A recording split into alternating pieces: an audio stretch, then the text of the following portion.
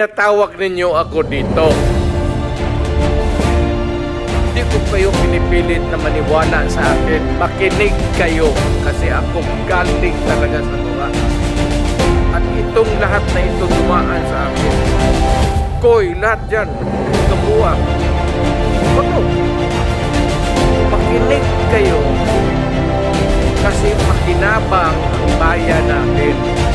Hindi ang yabang ko dito, ang bayan ang kinabang. Hindi ako nagyayabang. Kasi sinisira nila ang bayan ko. Ang mahirap dyan ang mga anak. Yun ang sinasabi ko, lalo na yung mga nanay na nagtrabaho doon sa Middle East, na rape, na kapos. Wala ng pera dito para sa aral ng mga pag-uwi nila after. Iyak na sa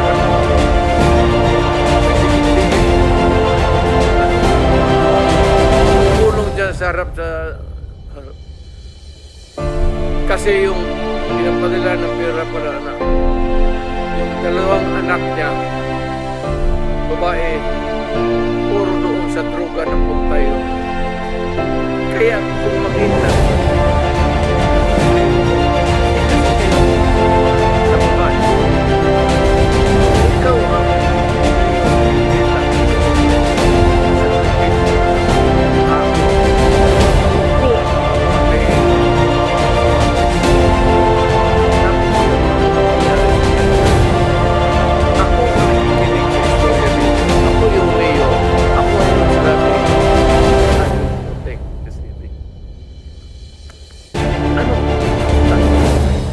ko naman, wag na lang akong mag-mayor kung wala akong gawin.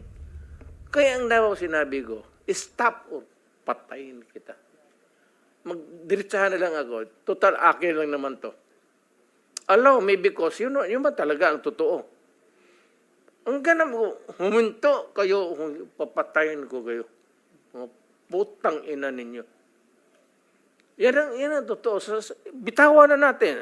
Total, Congress or wherever. We know the sanctity of the institution of Congress. But there is always a time to let go of your... At alam yan, puro alam ng pulis yan. Yan lahat na nakaupo dyan, yan, dumaan ng Davao yan, alam nila ang sentimento. Thank you, Mr. President. Sabi niyo na po.